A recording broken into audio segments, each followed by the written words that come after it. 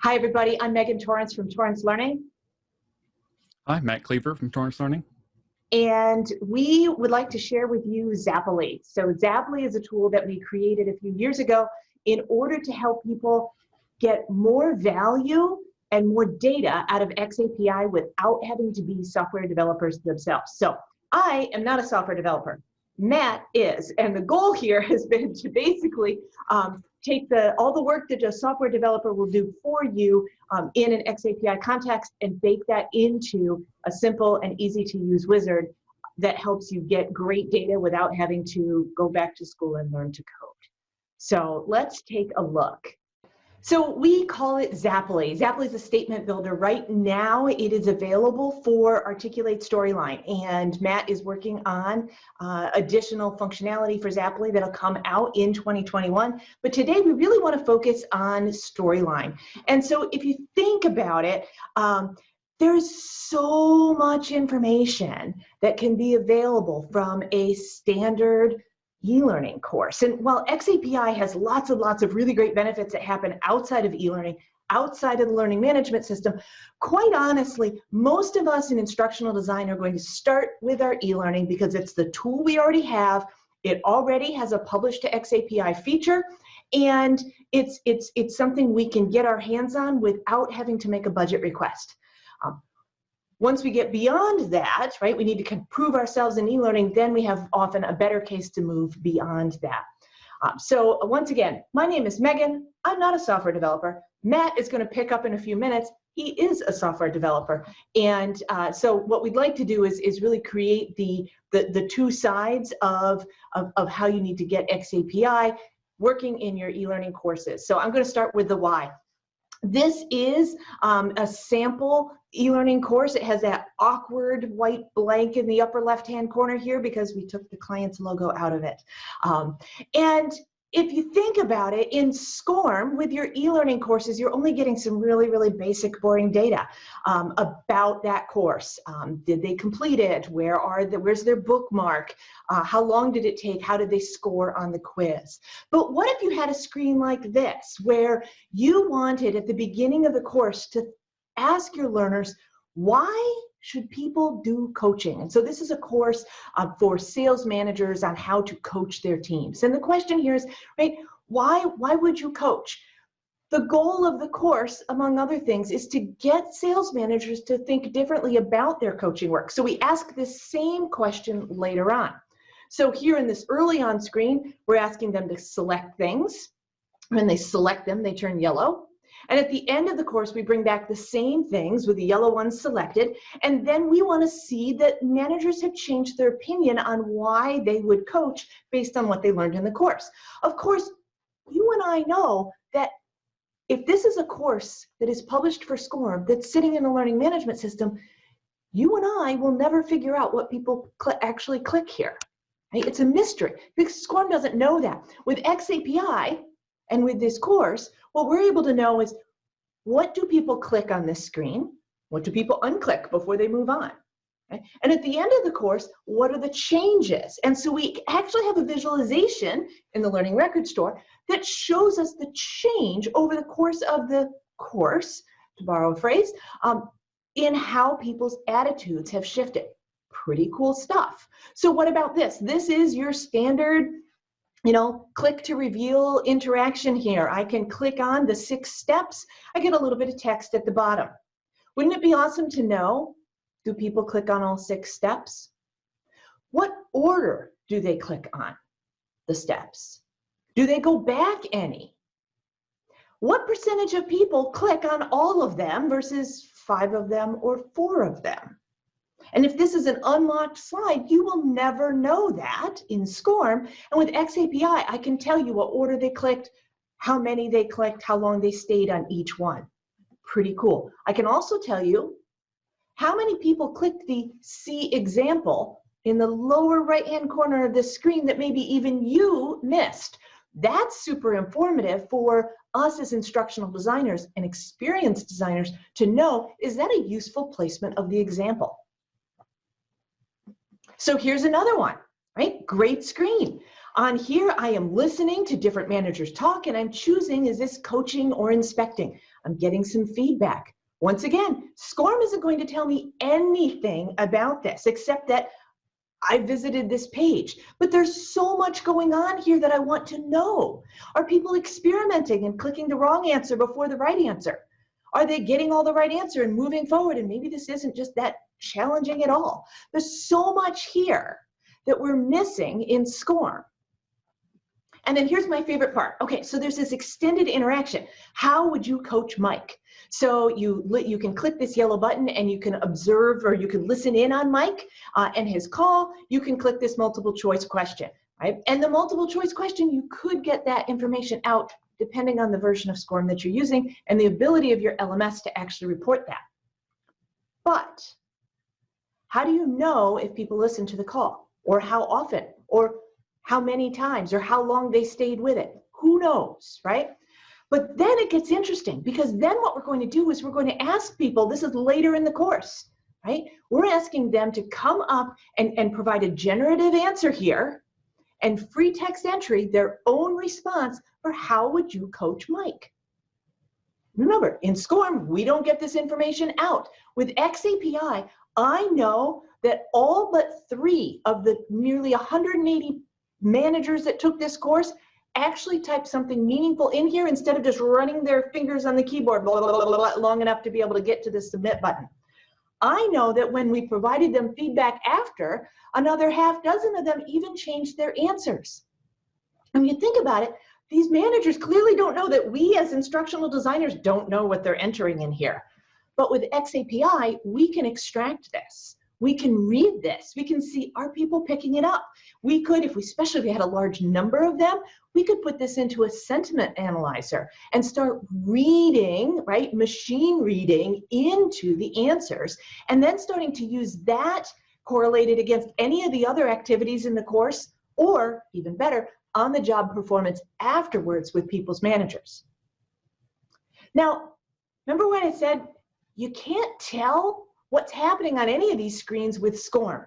We'll also tell you that the straight up xAPI publish that you get from almost all e-learning packages, right, the authoring packages, are basically going to give you, now this is xAPI exported as a flat CSV file, right? And all this tells you that I launched the course, I attempted the course, and I experienced a bunch of pages. And it's this really bland, boring data that I get out of the box with a storyline publish that has people coming to me looking like this, or I look like this when they come to me, because they say, xAPI is useless. All I get is page views, right? Or my learning record store is useless. It just gives me junk data that I can get from SCORM. Why bother spending all that time, right? And here's the thing. It's not that xAPI is useless. It's not that your learning record store is useless. It's that you're not sending it meaningful data, right? It's because you're not using the JavaScript triggers within xAPI or within Articulate Storyline to be able to send that data. So all of these things that are in green, this is the zappoly publish. So what we did was we took that same course, and because we wanted that useful information out, we added JavaScript triggers to each one of those clicks, collected the values, collected the data, and pulled that information out. So all of a sudden, we have much better information about what's going on in the course in order to be able to get a better bead on what's going on in the learning experience and the performance experience.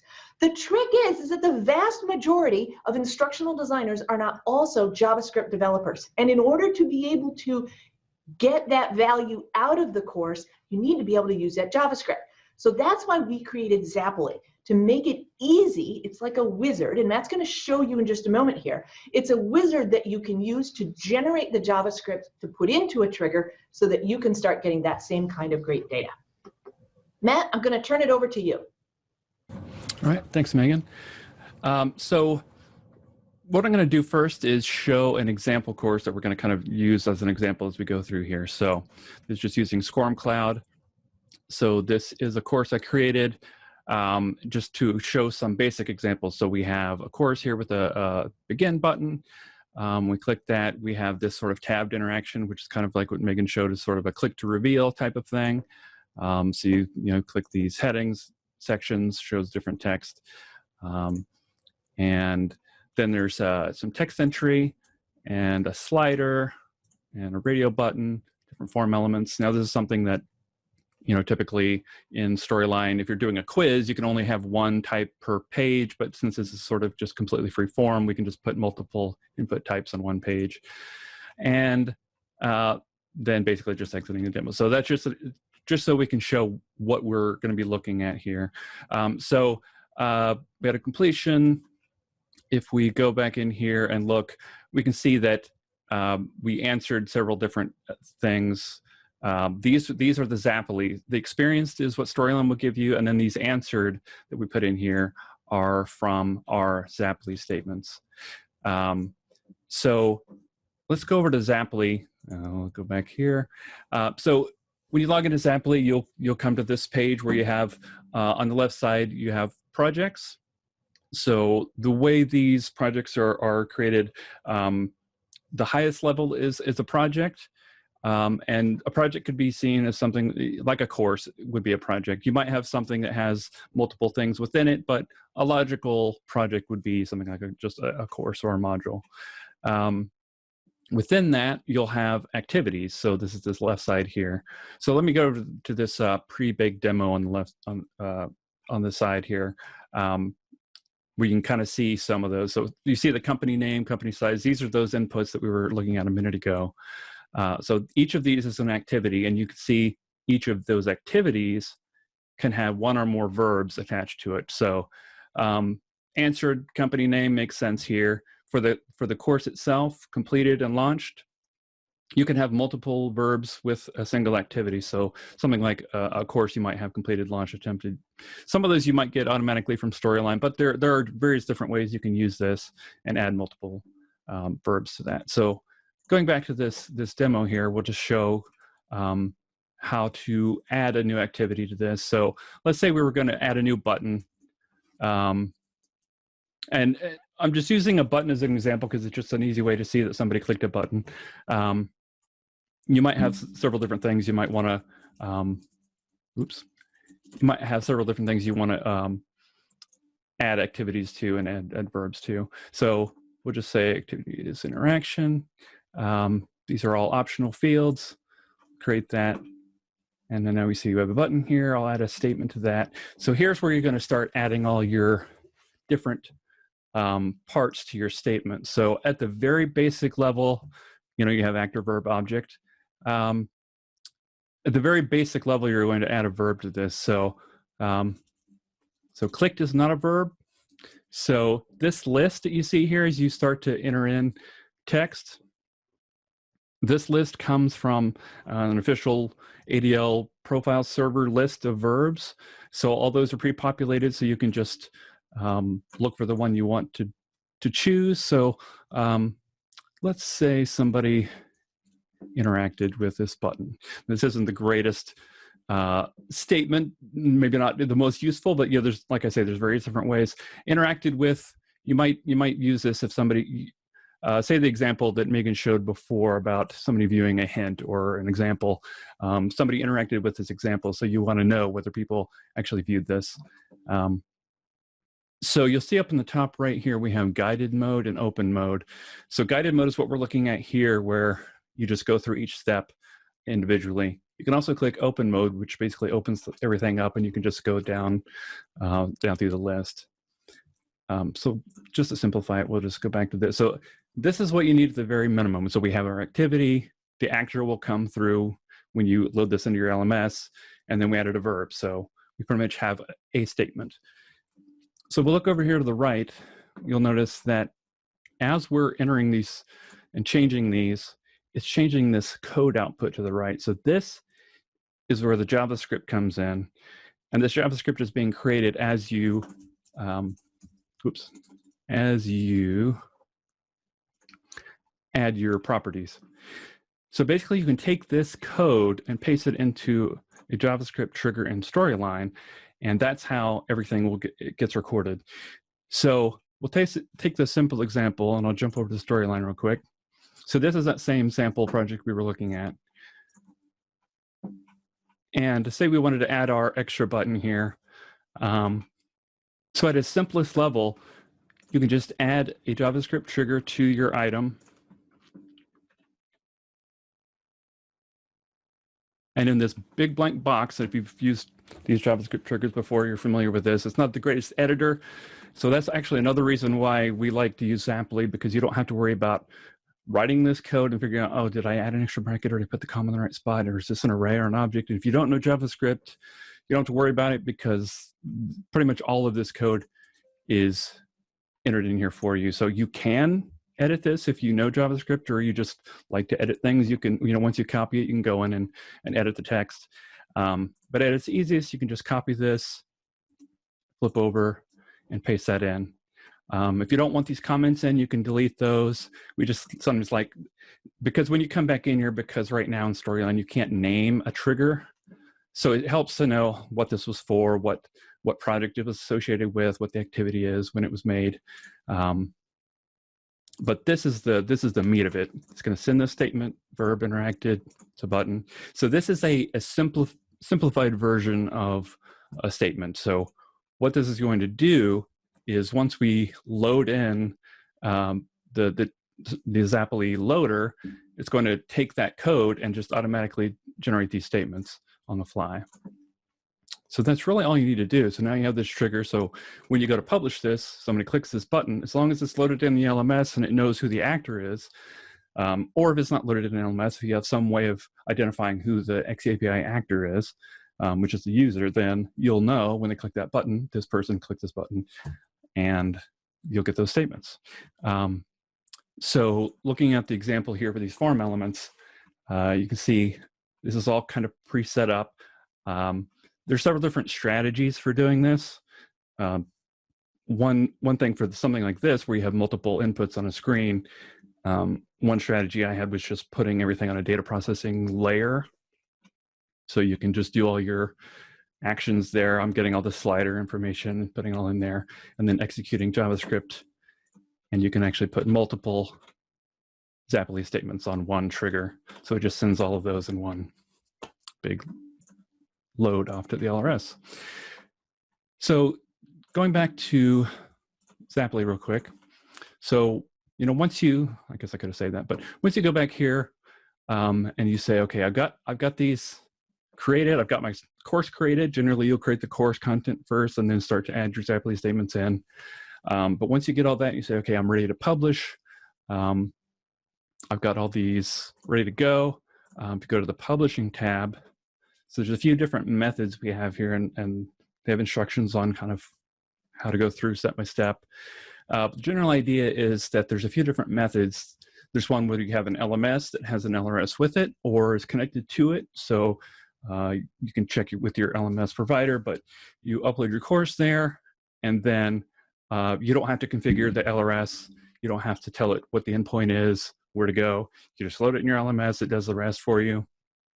There's a little bit of loading here where you load Zappoly in, but again, it's just another JavaScript trigger. You don't have to know what this code is saying unless you really feel like looking at it, but you can copy that whole block out, and then in Storyline, we have it loading into the slide master so that you can just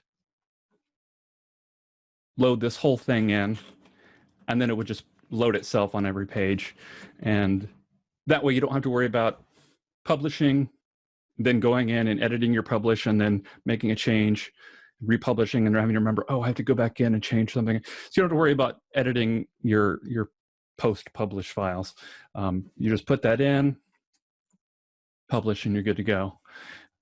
Then another option for publishing is a sidecar LRS, which is basically if your LMS doesn't have an LRS contained with it, or you want to send it to another LRS completely, that you have maybe another vendor you want to use, you can set it up as a sidecar. So you can just configure your LRS here, put in your endpoint, all of your information, and then when you go to publish, it will use that instead of whatever LMS it's currently contained in. And then a standalone method. So we have this kind of as an alternate. If you don't have an LMS and you just want to host it on your own website, you just have a quick and easy way to gather the username and email as your actor, and then that will send those to your LRS you have configured. So with that, I'll hand it back to you, Megan, and see if there are any other follow-up or end statements you'd like to give.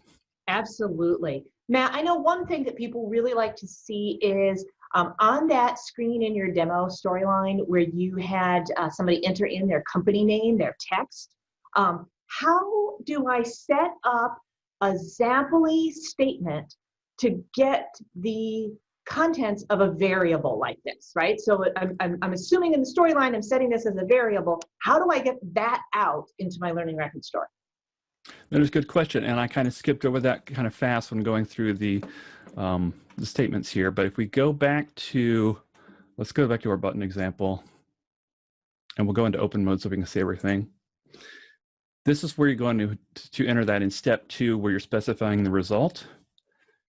So you'll see here we have switches for all of these different input types. So that your text response, if you hover over, you can kind of see an explanation of all these different fields. Text response is where you're going to want to put that company name that we were looking at. You can choose to pre-code something, but that doesn't make sense for most scenarios. It's in there in case you need it, but what you're going to want to do is switch that over to storyline variable. If we go back to the example here for company name, we know that our variable is company name. So this is, the pre-made example, but it's basically, the variable is named company name that we preset in storyline. So that's what we're going to put here. And you'll see how it pre-populates that with, it's going to use the storyline code to pull that value and enter it into that statement. So all you need to do here is know what your variable name is. Same with any of these values. If you don't want to hard code, so something like a maximum score, you might know that the max score is 10. You can hard code that in, but you don't know what the user's going to do as their score. So you might have a storyline variable just called, user score, page 1, or whatever your variable name is, and it'll automatically throw that in here. So I'm just going to call that out as something super cool, Matt, because there's so many times when we, especially advanced storyline developers, are using variables to do all sorts of really interesting personalization kinds of things within a course, but we never know what it is that they did in that course. We can't see it. It happened, they got their personalized content, but we never get to see out what colors did they select, what accessibility functions did they select? Did they turn on and off audio? Did they download things? And so this will allow us, if we set variables with that, to be able to keep track of that. Right, and the same thing with the success and completion. If you have a variable that, say you have a bunch of triggers within storyline, this triggers that, which triggers this other thing, you combine these different things into one score, you can just send that in one place here as a success true for maybe a whole section. So it's just a nice way of being able to easily add those properties. And moving down the list here with these last couple steps, these may not be things you'll do every time, but you can also add context to your statements. So parent and grouping category, and you can look at the xAPI spec if you're kind of curious, and there's other information out there about what those are, but basically it means you can add different ways of categorizing and grouping together your statements so that if later you want to kind of gather, like say you had some information where maybe you had at the beginning of your course where they choose a location that, or a department they're in, you can add that here, and then later you can kind of filter out your results by this department, that department, this location. Same with extensions. You can add basic extensions here in your different parts of your statement, and then pull that out of your data at the end. That is super cool. And I could tell you, Matt can take an entire other half an hour to explain all the really awesome stuff that goes with context and categories and whatnot. But Matt, real quick, I wondered, can you talk about, maybe back out at the projects page, what Zappoly is like for a team that uses it together? Right. So yeah. So right now you'll see that I'm in this fake company called Acme Company, but if you had a real company, we have a Torrance Learning version of this. Anybody who's part of that company, there's multiple seats in a license, so you can add multiple people to that one license for that company, and everyone who logs in will be able to see all the other projects. So you can just jump in and add and see and copy and paste out of all the projects for your company. That is super cool. I know I've had people tell me that what they like about that is that an entire team can work together and keep all of their statements and their activities all organized because they're all drawing from that same underlying list of activities and projects and whatnot, and that helps them keep things organized. It also helps the more advanced developers support some of the newer people in terms of being able to set up statements the way they need to be set up, and then a junior developer can go and just copy and paste them out into their course. Right, and also being able to duplicate. You can also duplicate verbs. You can duplicate something and move it to a different activity if you want. So if you have one that you know it's already built the way you want for a particular activity, you can duplicate it into another one and just kind of tweak things from there and not have to just totally rebuild from scratch. Very cool. Very cool. Well, Matt, I am super stoked to see what kinds of things people do with Zaply. So I think let's turn that over then to the live Q&A session. And anybody who's watching this on a time delay and a recorded can then get the benefit of what came in through the chat during this session. So thanks so much, everybody. Thank you.